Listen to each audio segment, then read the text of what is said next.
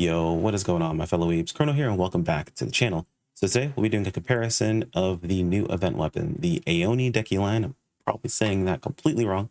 We're going to check and see how its damage stacks up to everything else we have access to over here in NGS. But if you guys are new here, as always, my name is Chrono. I promote for PSO2 content. Would much appreciate subscribers work our way towards that 10K mark, hopefully by the end of this year. Anyway, let's go ahead and jump into this. So talking about the event weapon is pretty interesting because it's actually, ever since they made the change to the Setsune augments, these event weapon potentials have been really, really bad. And the Setsune has been nerfed by quite a bit. I'm actually getting ahead of myself at the moment.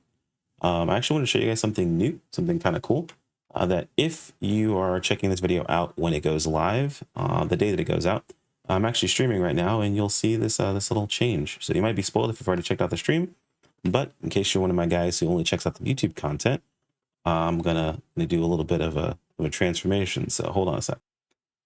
Yo, so this is probably pretty shocking for some of you guys, but I will be going through. I kind of alluded to this, but I'll be going through. I want to say a bit of a rebrand, but a bit of a metamorphosis, a change over on the channel. So this is kind of like the in between of that. This is a little surprise that Skulls had for me. I was super grateful, super cool of her. Best waifu ever. But we'll be messing around with this for a little while. So hopefully you enjoy the little change of pace. Let me know what you guys think over in the comments or over on the stream, because we'll be live when this video goes out. But I have a weapon comparison for you guys, and I don't even think I rolled the intro. So let's do that.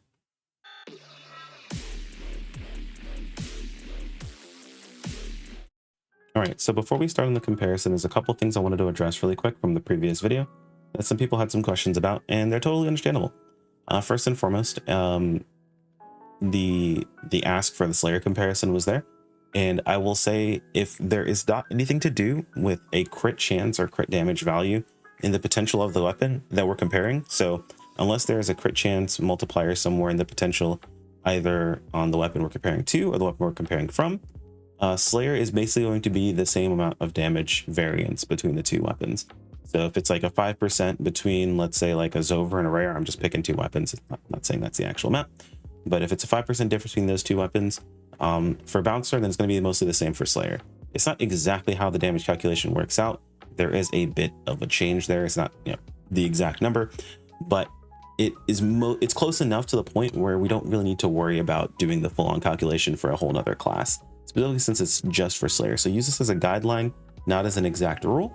And if you're curious about exactly how much the damage comparison is, you can always DM me directly if you're not sure how to use the damage calculator, or check out one of my previous videos where I go over exactly how to use the damage calculator, and you guys can then, do the comparison for yourself and not have to wait for me to make this video. Though I appreciate you stopping by. You guys are awesome. Anyway, it was that and the comparison we're going to be doing. So when it comes to units, I'm going to leave them as is, just because, I mean, we're looking at two weapon comparisons. And again, while augments can make a valuable change when it comes to weapon comparisons, it only makes a major difference if that weapon, first off, has crit chance built into it, into its potential, and if that weapon also has a difference in potency floor starting point. So for example, if we were comparing this to like a 6-star that starts at 75% potency floor, it would be a vast difference versus something like this that starts at 50%. So don't worry too much about that. The comparison we're going to be doing here, we're starting with the Zover, because when you do use the event weapon, it's a bit weird with comparison. I wanted to get the most, basically the easiest to read comparison values you guys can see here, since not everyone is big on numbers. I'm going to also just kind of jump directly into this because there's not a whole lot to cover here. I'm not going to make this too complicated. Also was asked to make sure that the actual DPS comparison spreadsheet is in a place where you guys can see it a little bit easier, right? So apparently some of you guys out here watch my videos with closed caption, so I want to make sure that you guys can actually see everything. Hopefully this isn't being overwritten. I'm going to actually pull this down just a little bit more. There you go. You can see all the different amounts. This is Almanac for those who need to understand which one is which.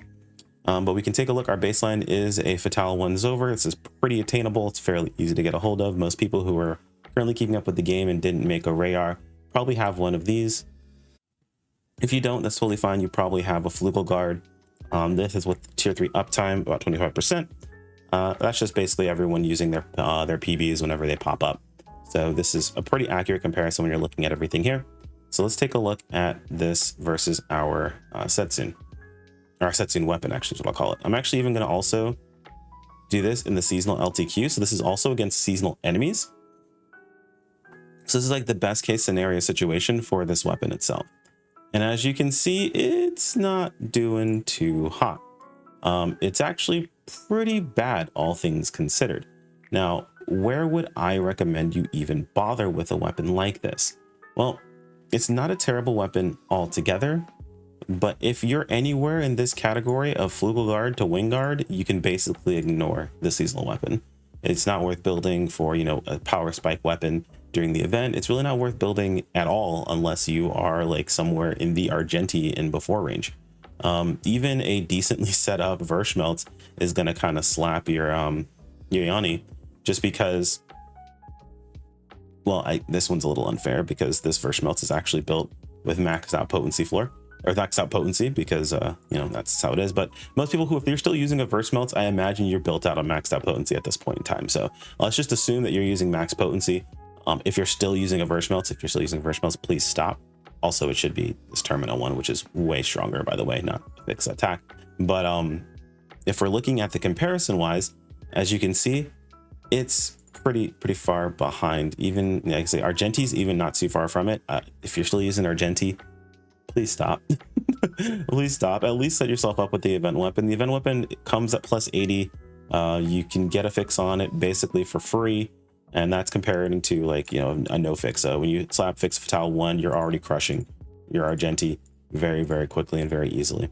So what's the damage comparison actually? Because again, some of you guys do watch this in the background and maybe you don't want to look at the actual chart. Maybe you don't understand the chart, so on and so forth. You're looking at about the 15% difference between like a Zover and the event weapon. And that's in the event weapon's best case scenario against event enemies. So yeah, you can pretty much safely ignore this weapon if you do have current gear at the moment. Very sad. I did enjoy building a lot of these weapons just for that, you know, that power trip during the events where you could crush all the event enemies. It was super fun.